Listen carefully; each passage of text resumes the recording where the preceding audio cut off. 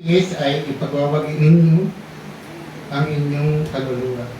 Salamat po sa ating pagbasa sa aming batayan. Sa gabing ito, mga kapatid,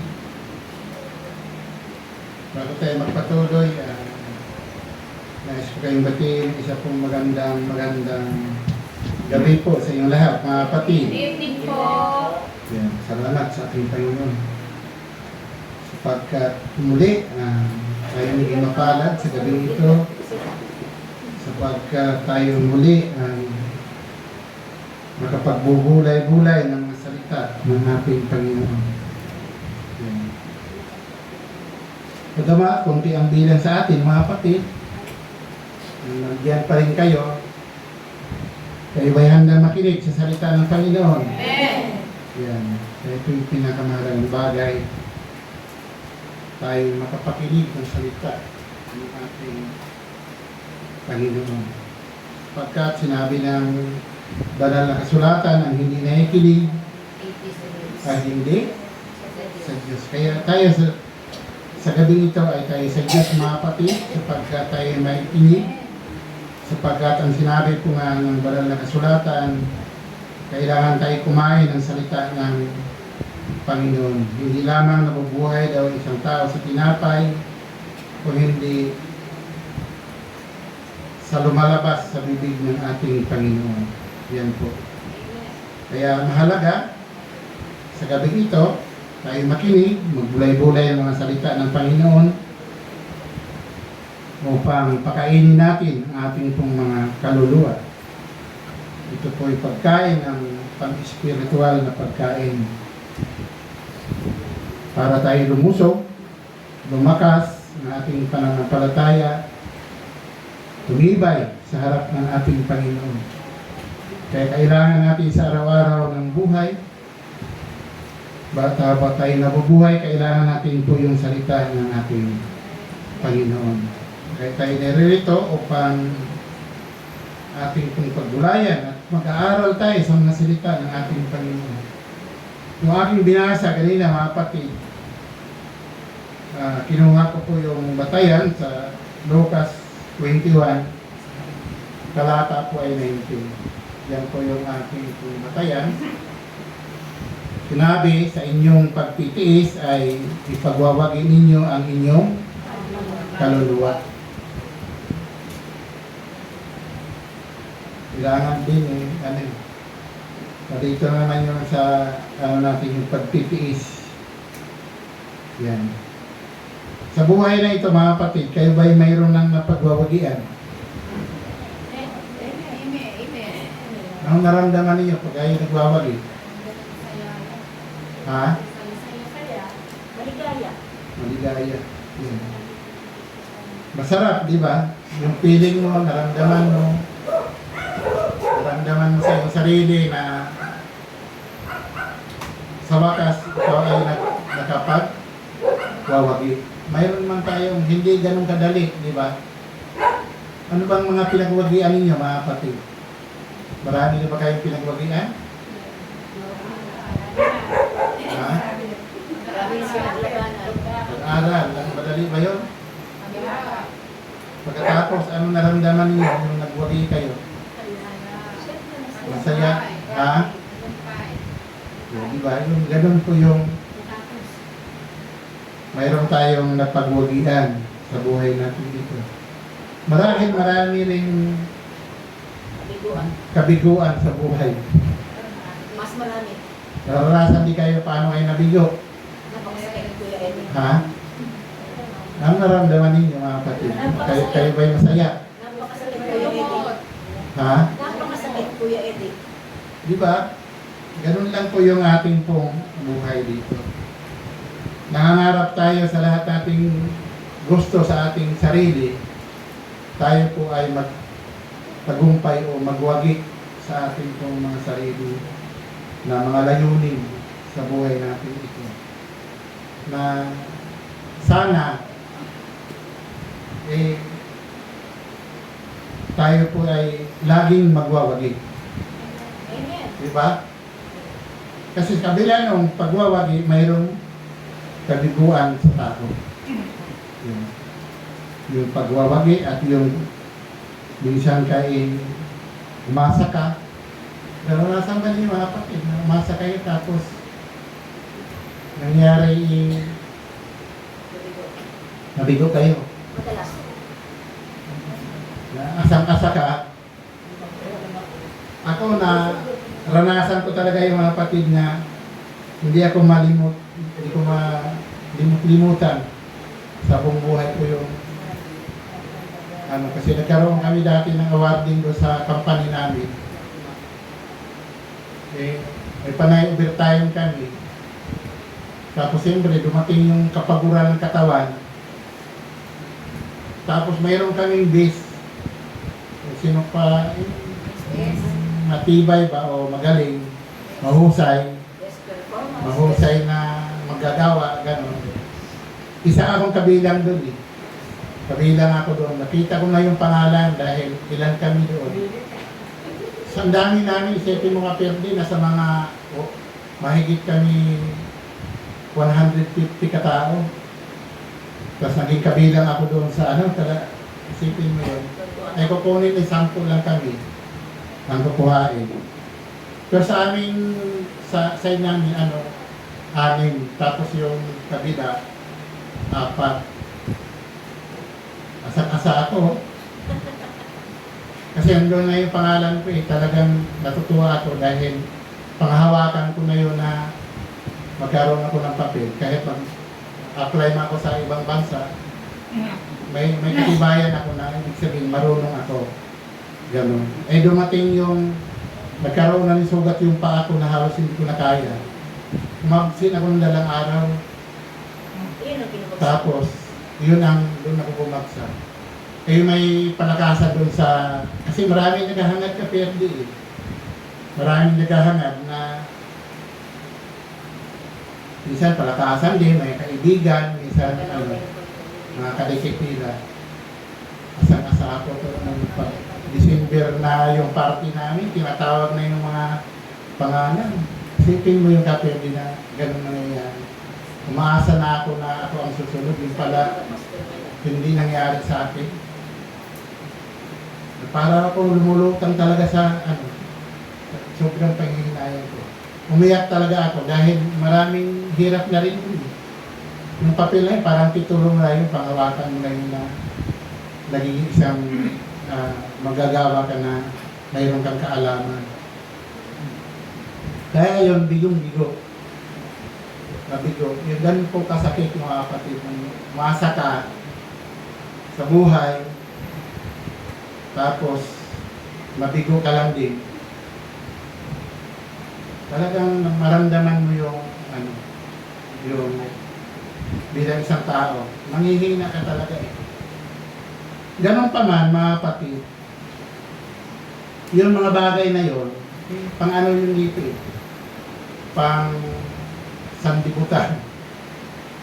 Dito kung mabigo ka man dito, lagi puro ka mabigo dito, okay lang. Nagkasama pastor niya. Puro ka kabiguan lang halos dito sa'yo, kahit masaktan ka, laban pa rin. Nakaranas ka ba kayo ganun, puro kayo nabibigo? Madalas. Ay, hindi naman. Madalas. Lahat ng mga pangarap ko, lahat ng ginusto mo, parang hindi nangyayari, hindi nangyayari sa'yo. Para magtanong ka sa sarili mo, bakit kaya gano'n? Bakit mas yung iba? Bakit yung iba na parehas din naman kayong nangangarap? Kahit ko mga to, parang masyado kang apit sa sarili. Naramdaman ba niyo mga kapatid, gano'n nangyayari sa inyo? Na nagsisikap ka rin naman sa buhay. Parehas din naman kayo nagtatrabaho. Tapos yung iba, magkaroon ng kaibigan, nagkaroon ng mga sasakyan, nagkaroon ng mga iba-ibang mga mayroon sila. Samantalang ikaw, yun pa rin ang buhay mo. Di ba kayo nakapagtanong sa sarili niyo mga kapatid? Na gano'n? Bakit kaya yun? Na mayroon sila, bakit ikaw parang wala ka? naglilingkod ka ba sa Panginoon? Kasi nangyayari din naman yung kay ano nagtatanong, kaya nga na nagkaroon sila ng pagtatalo si Jeremias, si yung Panginoon. Sinabi na, bakit sila mas sinasabi, bakit sila mas malapit pa sila sa iyo kaysa amin. Kasi tayo ba? Para bang naroon yung pag ano sa sarili, yung pagsisilos o ano sa sarili mo. Na ikaw itong anak ng Diyos, para bang gusto ng Panginoon pa, parang pinagpala si kayo sa sayo. Sa'yo puro hirap na lang. Pero hindi gano'n ng Panginoon, mga kapatid. Subalit ang tao, mayroon kanya kasi mayroong mga kagustuhan ng Diyos na hindi naman pinagalob sa atin. Hindi ganun pa man. Parehas naman tayo nabubuhay sa harap ng Panginoon. Amen? Kasi hindi naman sa material tayo kasi dito. Sa material, hindi tayo ng Panginoon. Kasi kung nangangarap tayo sa material, kung puro kabiguan lang sa atin, eh hindi dapat tayo maghihinakit sa Panginoon. Dahil ang Diyos may layunin sa bawat isa sa atin. Ang pinakamabigat yan, yung siya sabi, ito yung ating paksa sa inyong pagtitiis, na ipagwagi ninyo yung kaluluwa. So hindi ito ganun kadali. Puro kakabiguan dito sa buhay na ito, ang dami mo ng nangyayari sa buhay. Tapos pagdating naman dito sa pang-espiritual na buhay, pag isang Kristiyano o anak ng Diyos, pag ito'y nabibigo ka, ito na yata yung pinaka masakit sa lahat ang mangyayari sa tao. Kasi, kung sinasabi dito mga kapatid, na ipagwawagi, na doon yung laban di ba, Pierre? Hindi, ibig sabihin, hindi ganun kadali. Paghirapan mo to, itong mga bagay na ito, na sinasabi doon sa Corinto 4:4 na ang Diyos ang nakakisiyasat sa bawat isa sa ating buhay. Tingnan natin.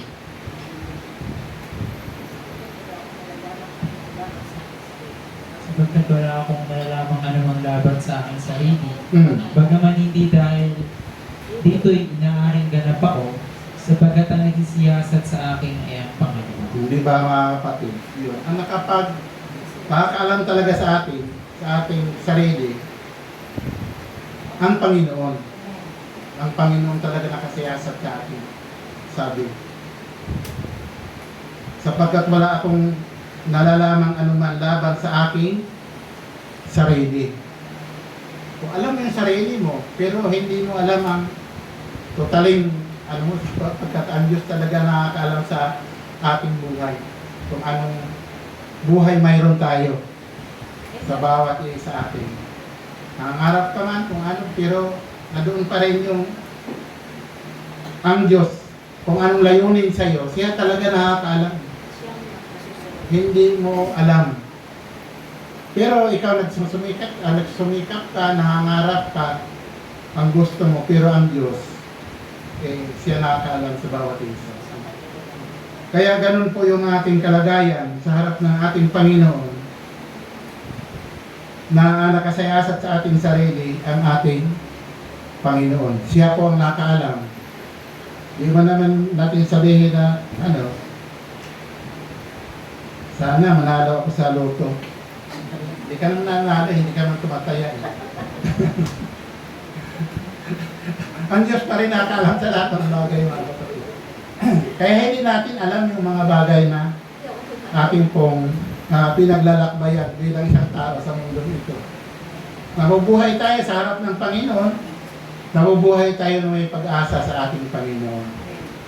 Pero ang kabigatan lang dito mga kapatid, itong ilagi tayong mayroong kalaban sa buhay.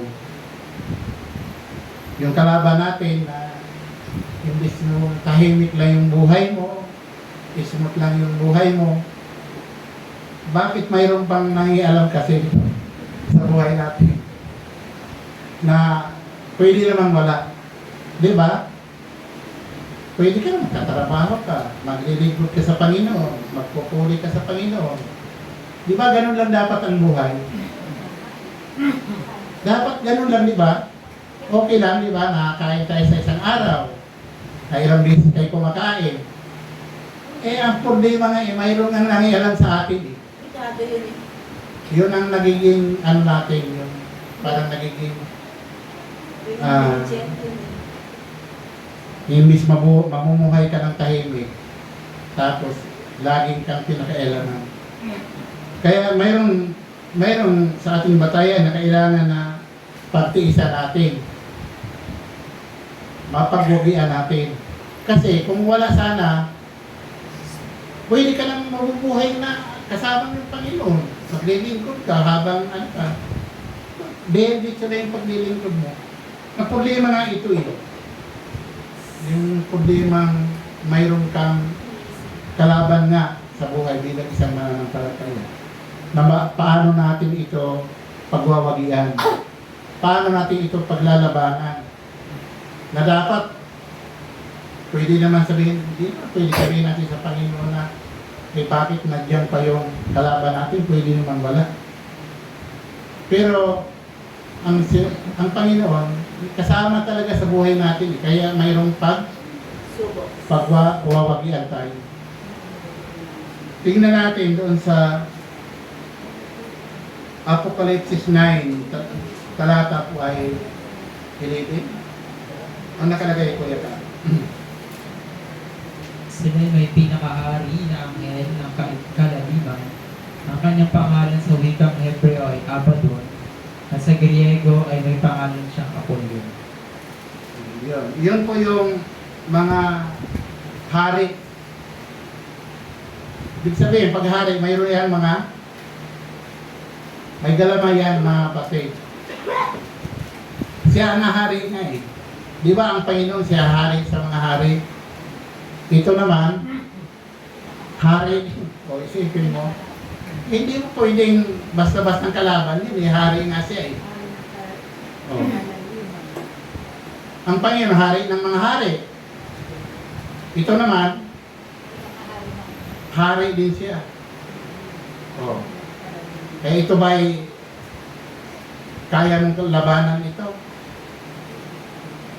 Oh, di ba? Mabigat yung kalaban natin.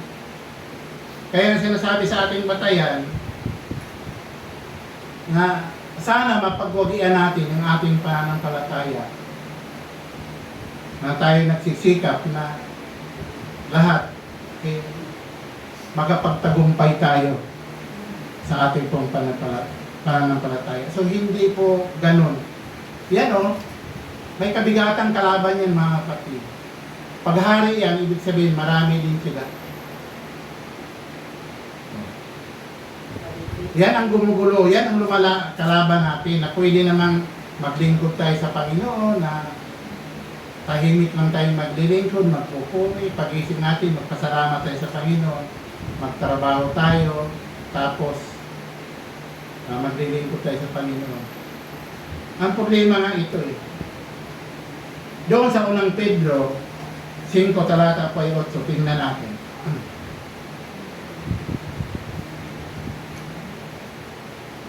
Kayo'y maging mapagpigil, kayo'y maging mapagpuyat. Ang inyong kalaban ng dyablo na gaya ng leyong umuungal ay gumagala at tumahanap ng masisilan. No, di ba? O paano natin labanan ngayon po? Di ba mayroon din kabilin? Mayroon talagang ano eh. Mayroon talagang manggugulo sa atin. Oh. Di ibig sabihin, mga kapatid, sa ating pananampalataya na ito po ay sinabi sa ating batayan na dapat nating pagwagian, pagtitiisan. Ang sinasabi nga, yung reverse kay Sister Bang ganina, ano sabi? Ang nagtiis hanggang siya ang maliligtas. O diba? Sige mo yung wakas. Anuhin mo yun, isipin mo yung wakas na yun, na magtitiis ka. Madali ba yun? Hanggang wakas na eh. Oh. Di, ano yun, habang ikaw ay nabubuhay, wakas na. Kasi nasabi. Ibig sabihin, laging na dyan yun. Hanggang wakas, ano ka, na kailangan, eh, mapagwagian mo yung bagay na yun. Oh. Kaya, nasabi natin kanina, pwede namang tahimik lang. Pero, bakit mayroong ganon? Dahil ito nilagay ng Diyos upang subukin yung ating panampalataya. Kasi, doon ka masusubok. Katulad kay Job nangyayari sa kanya. Na, mas maraming mabigat yung kay Job, pagsubok. Pero, hindi niya tinakwil yung Panginoon. Ito yung mga bagay na sa atin ngayon. Na mga bagay na pagtitiisan natin hanggang wakas. Eh, magpahinga ka lang siguro ng mga ilang buwan, o isang linggo siguro, tahimik yung buhay mo. Tapos ay salamat. Parang payapang-payapa yung buhay mo. Pero sa susunod naman, mayroon na naman. O, kaya hanggang wakas eh. Kaya, itong bagay na ito, kung paano natin pagwawagian, itong pananampalataya na pinanggap natin sa ating Panginoon.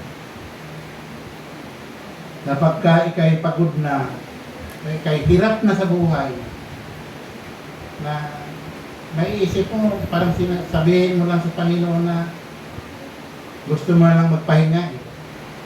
Kasi doon din ka man pupunta. Kaysa mahirapan ka pa ng sobrang hirap. Kasi, ito mga kapatid, yung ating pong tinatalakay, na kung mahina ang pananampalataya mo, ay hindi ka magwawagi. Dito lang sa kasulan.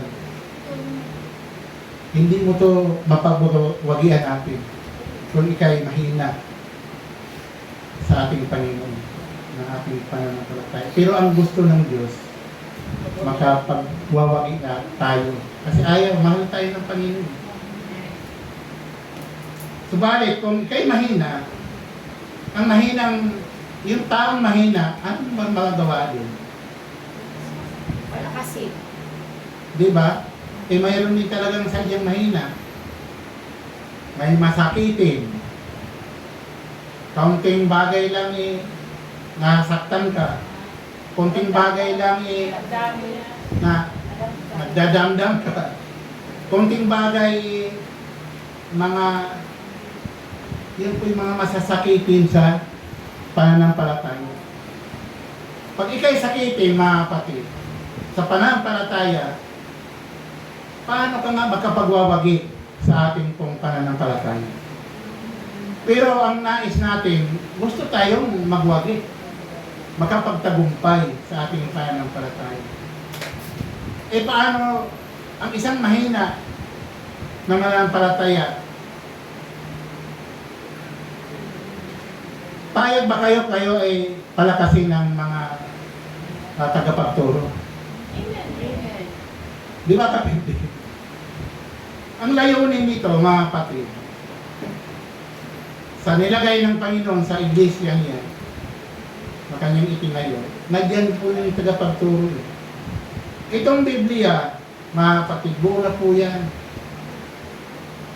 Kung paano ka palakasin at paano ka magpagtagumpay tayo sa labang ito bilang isang mananampalataya. Kaya mayroong tagapangaral, mayroong tagapagturo. Ang naging problema lang dito, bakit hindi ka lumakas? Ano kaya naging dahilan? Kulang ba yung tagapagturo? Kulang ba yung itinuro? Kulang ba yung nagtuturo? Oh, yan ang tanong. Nagkukulang ba kami sa inyo sa pagtuturo? para pagtibayin kayo, para palakasin ang bawat isa sa atin? Di ba sapat yung salita ng Diyos para tayo tumibay? Ay, yan, buo na. Binabasa lang naman natin yan.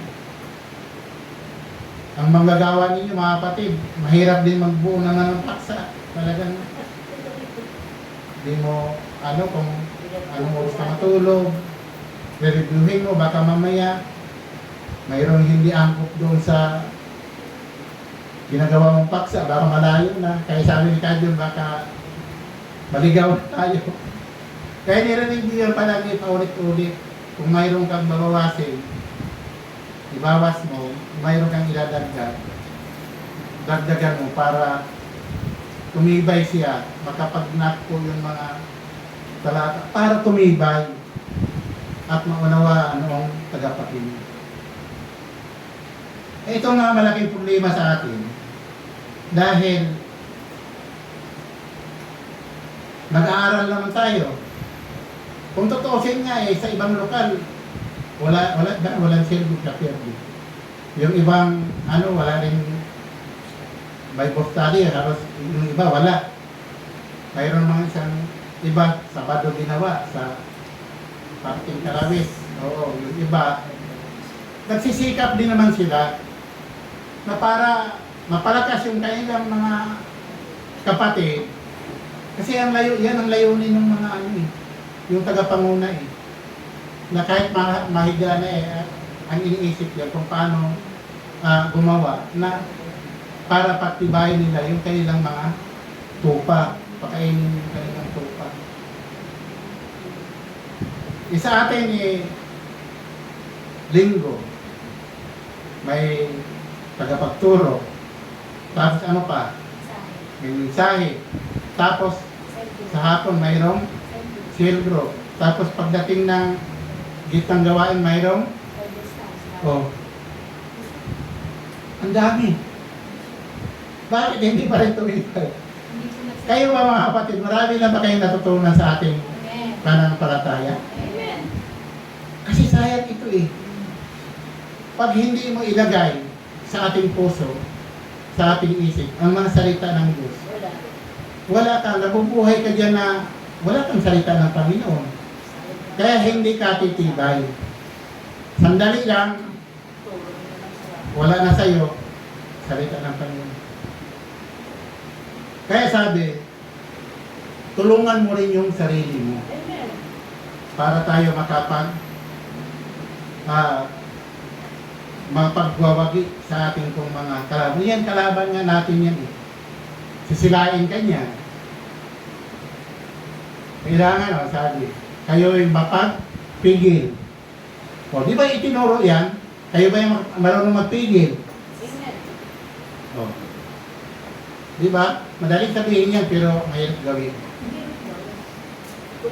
Yung pagsasalita nga lang na hindi ka dapat magsalita ng mga bagay na lalo na sa kapatid mo sa pananampalataya. Pero na doon pa yun parang Armalite yung bibig mo na hindi mo yung galit, dapat wala yan sa tao. Wala yan sa taong mananampalataya, yung galit. Kailangan, bago ka matulog, malinis mo yung puso mo Kasi pag hindi mo linisin, paano kung mamatay ka? Bigla ka kuhain ng Panginoon, na doon yung galit mo. Doon ka nadat na ng Panginoon di mo na mababawi yun. Kailangan, manalangin ka na na maging malinis sa sarili. Kung puro galit yan, mga kapatid. Ang sinasabi ba, di ba, kapatid, sobrang galit nga sa kapatid, di na galit yung puot no? Ano ba yung puot, Kuya Kan? Suklat. Kung mapuot ka sa iyong kapatid, mabigat na po yung mga kapatid, Pag ikay, ano ba talata yung Kuya Kan? Pag ikay galit at napuot sa iyong kapatid, hindi na po karaniwan kung yan, galit. Isang ka na, isang mamamatay tao ka na dyan. Magiging kriminal ka na sa harap ng Panginoon. Pag sabing napupuot, ano na po yan, mabigat, wala na pong kapatawaran po yan, mga kapatid. Yan po natin ang pagkaingatan po ng bawat isa atin. Yung na napuot ka sa iyong kapatid, na hindi mo pinag-ingatan yung iyong pananampalataya.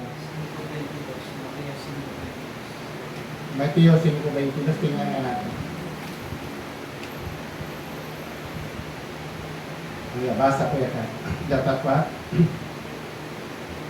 Tatapat sinasabi ko sa inyo na ang bawat mapuot sa kanyang kapatid ay mapapasa panganib sa kahatulan at ang sino mang magsabi sa kanyang kapatid, Raka, ay mapapasa panganib sa Sanhedrin at ang sino mang magsabi, Ulul ka, ay mapapasa panganib sa impyerno. Di ba? Napakabigat yan. Pag ang taong galit sa iyo, pag yan ang mga dinig ka sa iyong bibig, hahatulan ka yan sa iyong mga salita. Nandun po yung masilan na bagay na dapat alisin natin sa ating sarili yan dahil mapanganib yan eh. Kaya nga, tanong natin kanina, may natutunan ba tayo sa ating mga sarili? Amen. Amen. Kasi ang Panginoon pag-ibig siya, hindi siya kapuutan eh. Amen. Puro pag-ibig ang Panginoon sa ating tuturo niya. Eh kung paano ka makapagwawagi kung ikay galit sa isang kapwa mo. Kapitbahay pa nga galit ka eh, nabubusit ka eh. Pag galit ka, di ba? Halos walang pinagkaiba yan. Sa kapatid mong pananampalataya, pag galit ka, wala kang magagawang maganda dyan. Kaya nga, alisin nga ninyo sabi ng ating Panginoon. Kasi pag hindi mo alisin yan, yung nabasa natin kanina na di mo alam nasisila ka na doon eh. Di mo alam na doon na side-side yun. Nakakala mo lang wala lang pero namamahay na sa iyo. Sinisila ka na pala ng liyo na umuungal. Nakakala mo, okay lang. O kaya pag payuhan ka, wala na. Galit ka pa din. Kasi wala na eh, puro na lang galit na sa'yo. Kapag magsalita ka ng yan o. Pag hindi ka mag-ingat, mga kapatid, kasi baka nasa panganib ka dyan. Maring, inabot ka ng kamatayan sa galit mo dyan eh. Wala kang pag-asa doon sa buhay na walang hanggan. Pag diyan ka inabot sa iyong galit sa harap ng ating Panginoon. Kaya, tinuturuan tayo kung paano tayo lubakan at sana tayo magwagi sa ating pananampalataya. Doon po sa Apocalypse 21, 6 hanggang 7. At sinabi niya sa akin, nagawa na, ako ang Alpha at ang Omega, ang pasimula at ang wakas. Ang nauuaw ay aking painumin walang bayad sa bukal ng tubig ng buhay. Ang magtagumpay ay magmamana ng mga bagay na ito. At ako'y magiging Diyos niya at siya'y magiging anak ko. O, di ba? Kung magtagumpay ka, magaganda. Sino ba hindi gusto dito? Di ba yan ang hinahangad natin, mga kapatid? Amen. Na tayo magtagumpay. Ang sinasabi, ang nagtagumpay ay magmamana ng mga bagay na ito. At ako'y magiging Diyos niya at siya'y magiging anak ko. Anak tayo ng Diyos. Kung tayo makapagtagumpay sa ating pananampalataya. Kaya kailangan tayo magwagi doon sa ating paksang batayan. Na kailangan na pagsikapan natin na tayo'y makapagwagi sa ating pong pananampalataya. Na sinasabi nga ganina natin, paano natin labanan ang mga bagay na ito na yan po ang gumugulo sa ating pananampalataya. Ang paganda yan kung tayo magtagumpay, mayroon tayong mamanahin sa ating Panginoon. Di ba pagkaganda, mga kapatid? Yan po yung alam natin sa ating puso. Yan ang gusto natin ba, mga kapatid? Amen? Amen. Yan ang gusto natin. Maging kapiling tayo sa ating Panginoon. Kaya lang, yung na sabi natin kanina, hindi ho ganun kadali kasi baptize ka hanggang wakas sa ating buhay. Kailangan mayroon tayong pagtitiisan at pagpapagtugumpayan. Doon po sa Roma 6, talata 5-23.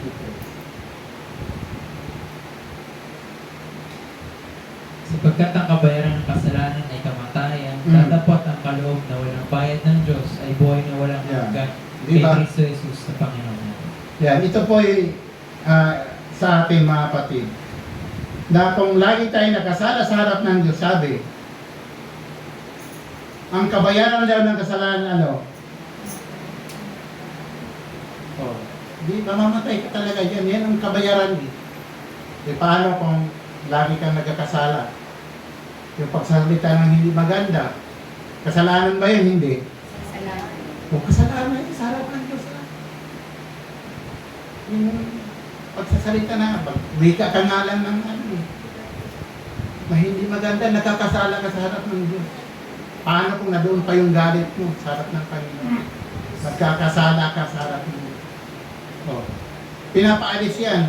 Sabi, sapagkat ang kabayaran ng kasalanan ay kamatayan. O, akala mo wala lang yun. Sabi, okay lang. Pero hindi po yun. Yung mga bagay na ating nagawa, mga bagay na ating sinasalita, makarecord lahat po yan sa Panginoon, mga kapatid. Tandaan po natin yun. Magiging isang gawa mo yan eh. Gawa na hindi maganda sa harap ng Panginoon. Yan po ay pagsusulit mo yung pagdating ng panahon. Kaya sinabi sa atin ng ating Panginoon na doon yung pag-iingat sa ating pananampalataya. Kung mahal mo yung kapatid, huwag kang magsalita ng anong mga kailangan pag-ibig ang ano yan. Kaya ibig sabihin nga yung Panginoon eh. Yung kaaway mo nga, pakainin mo eh. Bigyan mo, gawaan mo mabuti eh. Para yung baga sa iyang ulo ay, ano ba yun? Yung baga ng ako ilalagay mo sa kanyang ulo, di ba yun? Yun po yung itinuturo sa atin. Hindi mo yan dapat kapuutan. Dapat yan. Pag-ibig pa rin ang itunuro sa atin ng Panginoon. Kaya kung yung galit mga kapatid, kailan mo maalis yan? Alam natin kayo ba'y marunong magalit? O, pag sabihin mo hindi ka marunong magalit, sinungaling ka. Di ba? Pinayaan naman tayo ng Panginoon magalit. Kaya lang, huwag mong lubugan ng araw at mapayapa ka na kaagad. Anuhin mo na kaagad, alisin mo na kaagad yan. Ganun, huwag mong ipamahay sa puso. Magalit ka mamaya. Ano na? Yun po yung mananampalataya, mga kapatid. Yun po yung itinuro sa akin. Kasi, pag ikay nagkakasala, alam natin yun. Ang kabayaran, mamamatay ka sa harap ng ating Panginoon.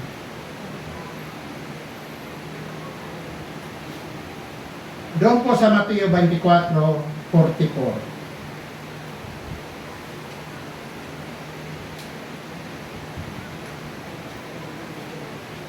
Yeah.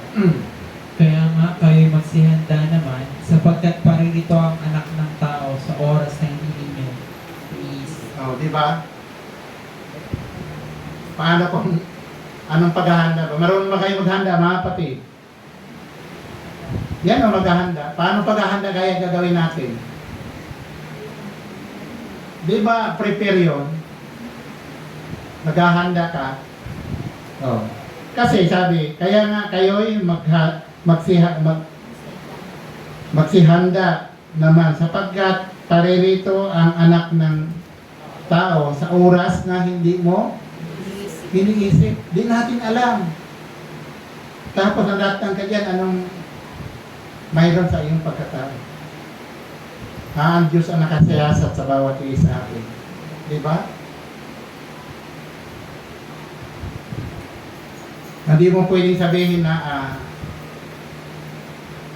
matagal pa yung Panginoon. Wala nga, hindi natin alam. O sabihin natin matagal pa siya. Kasi mga ilang taon na nakalipas. Ayan, lalo malapit na ngayon. Eh kung dumating sa'yo na pag kinuha ka ng Panginoon, kailangan handa ka.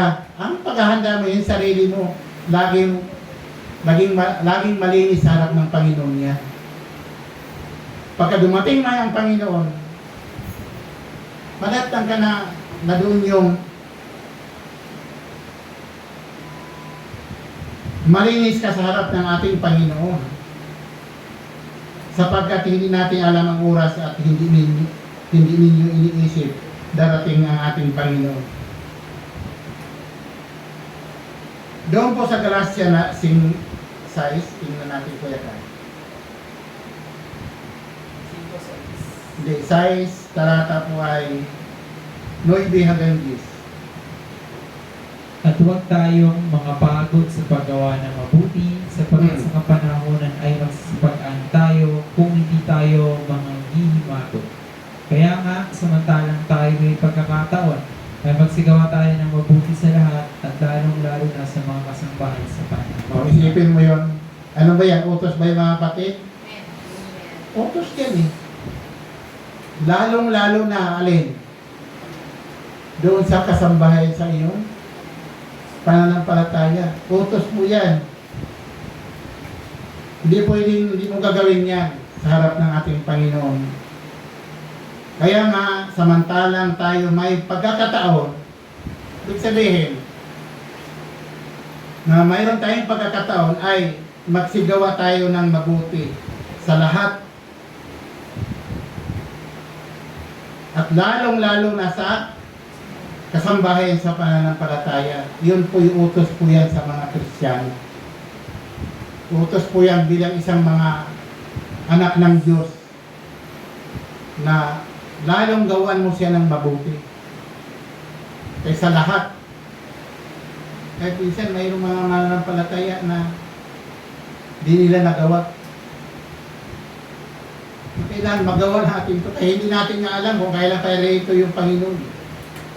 Paano kung madatang tayo, yun ang ating ginagawa sa ating kung kapwa bilang isang mananampalataya sa harap ng Panginoon. Mayroon ka pang pagkakataon. Minsan ang pagkakataon nawawala yan eh. Oh.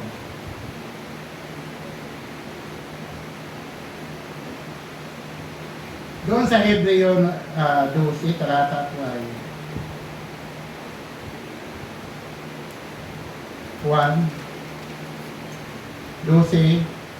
Kuya Kar. Kaya yamang Kaya't yamang nakukubkub tayo ng mga panlabilang ng mga saksi, itabi namang walang liwag ang batasan at ang pagkakasalang pigil sa atin, at ating takbuhin may pagtitiis ang takbuhin inilagay sa harapan natin. Di ba ito?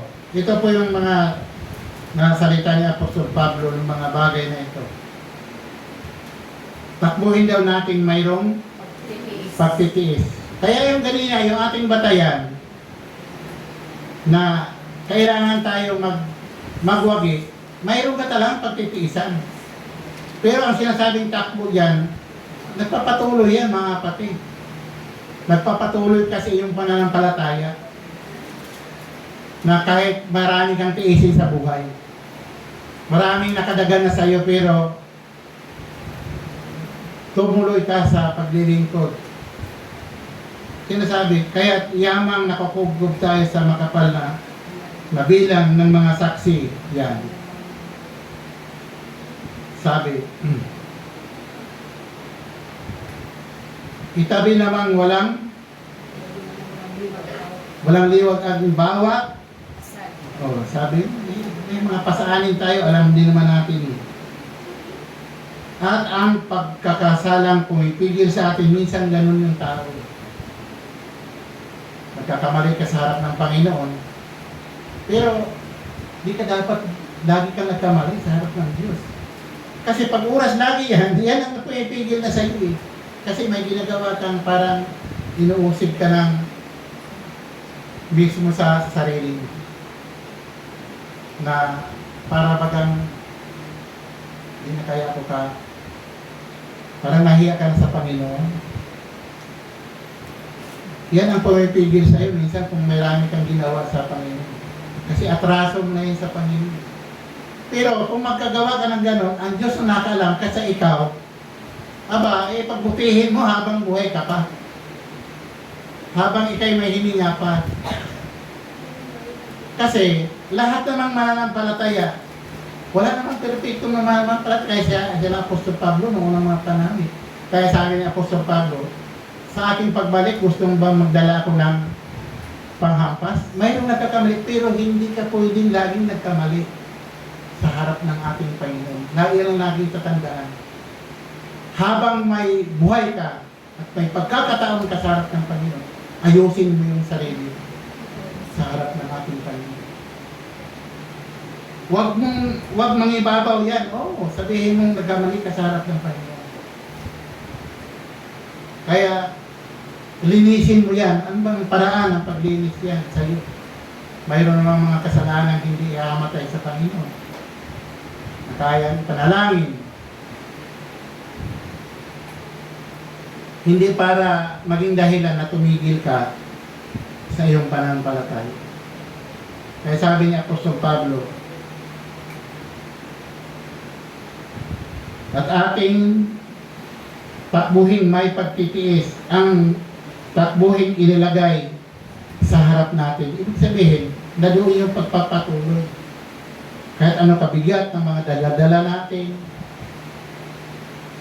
kahit marami ka ng luhang pumapatak sa iyong mata, kahit ano bang dala-dala ng bigat sa iyong kalooban, pero nadoon pa rin yung power mo sa Panginoon na magpatuloy ka sa harap ng Panginoon. Kasi pag oras na hindi ka magpatuloy, doon po sa Jeremiah City, talata 24, ang sabi diyan,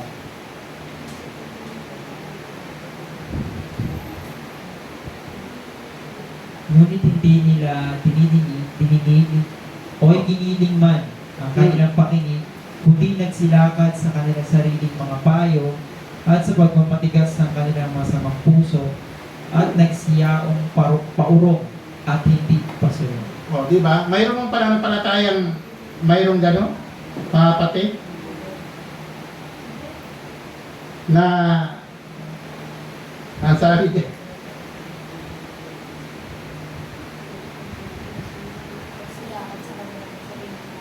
ngunit hindi nila dininig. O, sabi, o kiniling man ang kanilang pakinig, kundi nagsilakad sa kanilang, o, ito yun. Mayroon siyang sarili, di ba? May sariling mga payo at sa pagmamatigas ng kanilang masamang puso at yaong paurong at hindi pasulong. Mayroon bang manampalatayang ganon? Sokdo lang tumigil ka dahil marami kang dinadala. Pagsubok sa pananampalataya, huwag ka daw tumigil. Sabi ni Apostol Pablo kailangan magpatuloy ka. Takbuhin mo mayroong pagtitiis yun. Hindi para tumigil ka sa iyong pananampalataya. Tuloy ka lang. Ito, kung payuhan ka, palakasin ka, di ba ganina na nabanggit natin yung ganina? May mahina, bas pananampalataya mayroon. Mayroon bang paraan para palakasin ka? Ano dapat ipalakas sa'yo? Salita din ng Diyos. Paano kung pinayuhan ka? Tapos ganito naman yung nangyayari sa'yo. Mayroon kang sariling payo sa sarili mo. Maaring hindi mo tanggapin yan. Kaya mahirap magpayo. Ano ba yung, ano ganina? Yung South America, Sister, ito nga, ito, kay Rox. Ano ba yung ganit sa'yo ganina? Ulitin natin. Huwag kang magbigay ng payo sa manlilipa. Baka ikaw ay... Lakasan mo. Nalimutan na.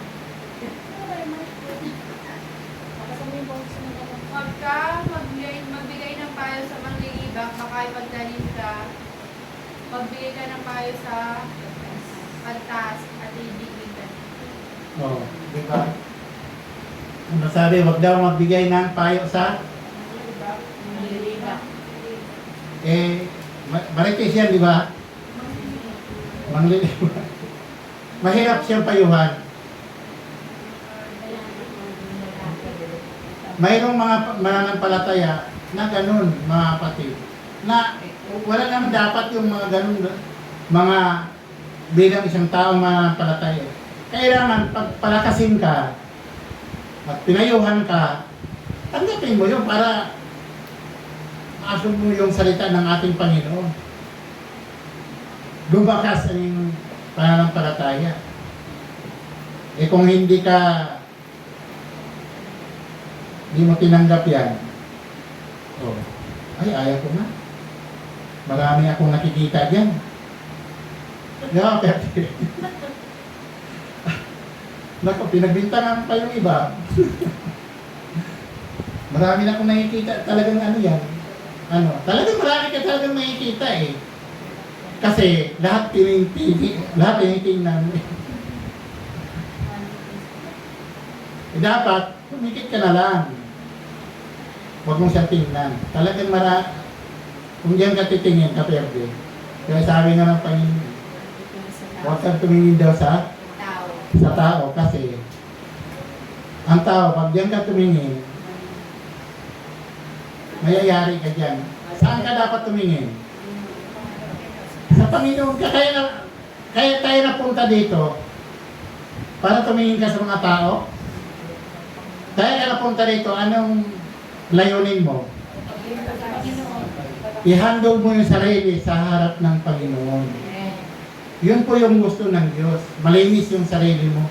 Huwag kang tumingin ng ano-ano dyan. Kasi, kaya ganun nangyayari sa atin. Tingnan mo, hindi tayo masabi, minsan lumago tayo, minsan nawawala. Di ba? Napapansin ba natin yung ating mga minsan natutuwa yung mga lingko mo, halos mapuno yan. Pero pagka marami ng bakante, may isip kung saan na kayo sila ngayon. Di ba nakakalungkot? Nasa trabaho. Tapos pagpalakasin mo naman, dami pong alibay.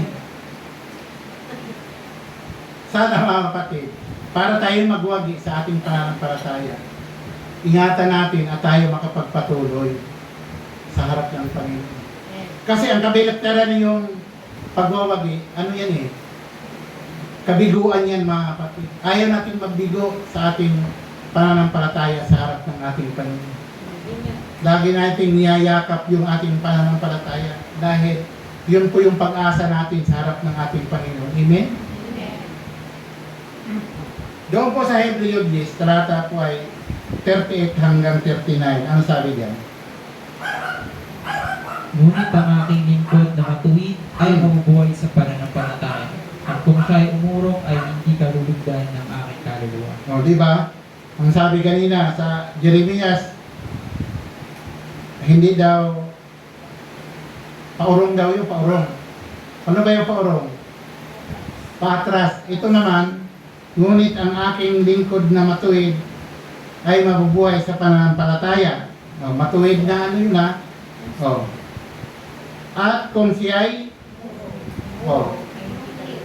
umurong, di halos parehas lang din. Umurong ay hindi kalulugdan ng aking kaluwasabi. Wala. Paano ka magtagumpay dyan? Paano ka mag-ano dyan, yung tinatawag na mapagwagi tayo sa ating pananampalataya. Mapagwagihan natin.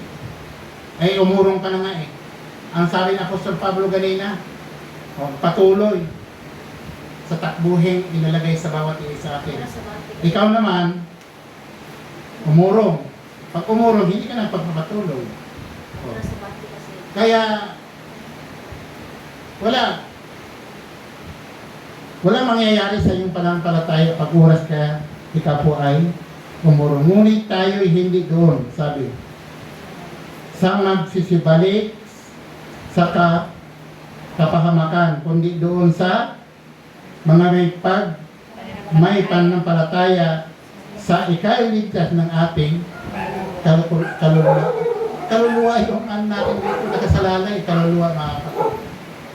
Kaya, kung marami ka ng kabiguan dito sa buhay na ito, walang problema yun, okay lang yun, panglaman mo naman yun. Kahit gusto ka, marami kang pangarap. Kumuha ka ng sasakyan, tapos gabatak naman, hindi nahulugan, motor, okay lang yun. Buhay ka pa rin naman sa harap ng Panginoon, di ba? Amen. Oh. Marami tayong mga gusto pero hindi natin nakukuha.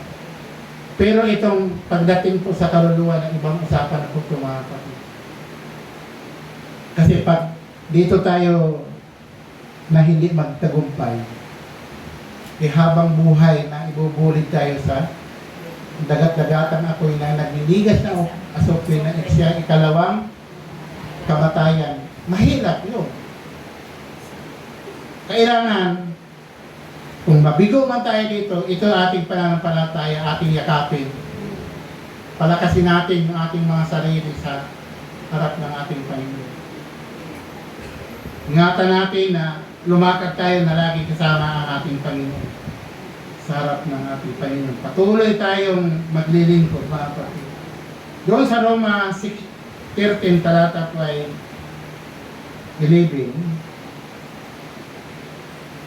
At ito, yamang nakikilala ang panahon na ngayon kapanahunan ng pagsigising kayo sa pagkakatulog. Sapagkat ngayon ay lalong malapit na sa atin ang kaligtasan kaysa nang tayo magsisampalataya ng una.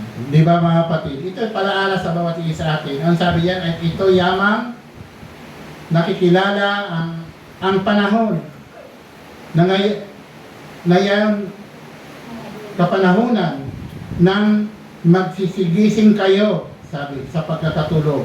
O, di ba? Oras ka nang gumising. Kung anong mayroon tayong mga pinagdaanan sa buhay natin sa pagkakatulog. Sapagkat ngayon ay lalong malapit na sa atin ang kaligtasan kaysa ng tayo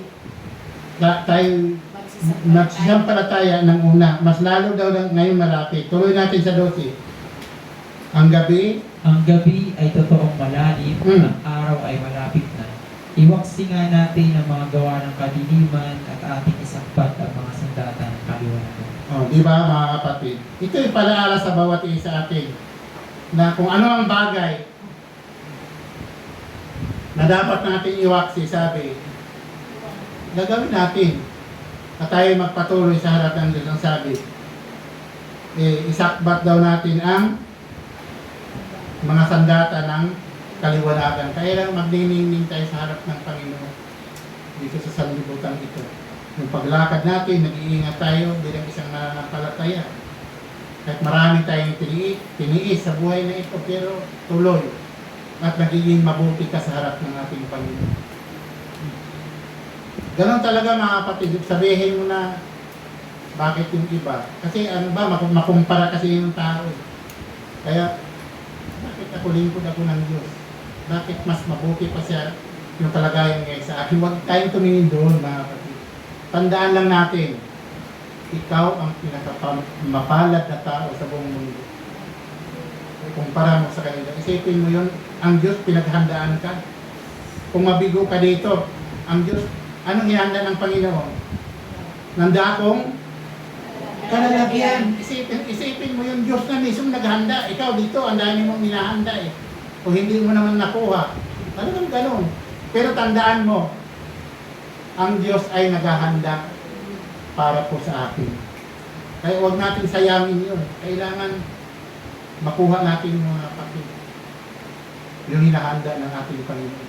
Handa siya na dakong kalalagyan. Pagkatapos siya ay paririto para kuhain ka. Pag kinuha ka na ng Panginoon, tagumpay ka na at wagi ka. Ganun po yung ating pong pananampalataya. Kailangan tayo magtagumpay sa harap ng Panginoon. Doon po sa huling talata, mga kapatid, sa unang Juan 2, talata po ay 28.